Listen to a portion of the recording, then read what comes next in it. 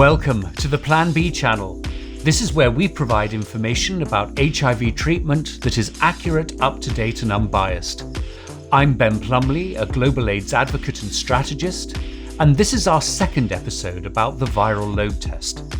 I'm joined by Dr. Royce Lin, who is an HIV specialist from the United States of America. He's Associate Clinical Professor at the University of California in San Francisco. Welcome, Dr. Lin. Thank you so much, Ben. Happy to be here. So, our second episode about HIV viral load tests.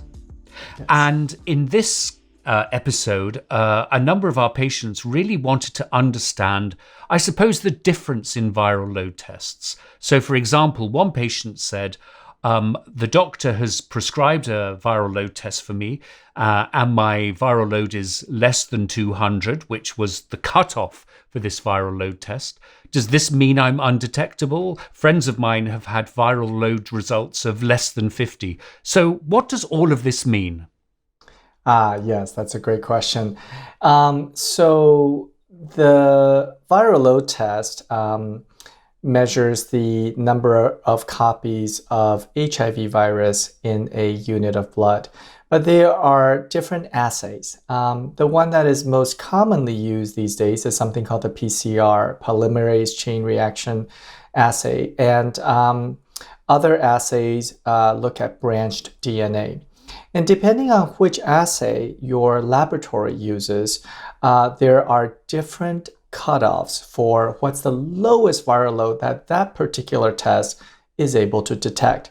So some assays are able to detect viruses down to as low as 50 copies. Any lower than that is too small of a quantity for the test to pick up. Other assays are not able to go to such a low quantity, and they can only detect up to 200 copies. Anything lower than that, that particular assay is not able to pick up. But it doesn't really matter so much which assay, because as long as your viral load is below the limit of what your test is able to detect, that is an undetectable viral load. So somebody who has a viral load of less than 200 using one test could very well have a viral load of less than 50 if they were to run the same test, but just using a different assay. But again, the key point here, the most important thing is, regardless of whether your lab's cutoff is 200 or 50, as long as it's below the limit of detection, that is what we're looking for. Oh, well, that's very good news. And another question that has come in is about the U equals U campaign, that undetectable equals untransmittable. Could you tell us a bit about this and what it all means for a person on HIV treatment? Yes, absolutely. And this is actually one of the game changers in my view. I think that U equals U really has been the one thing that has helped to reduce stigma in people living with HIV.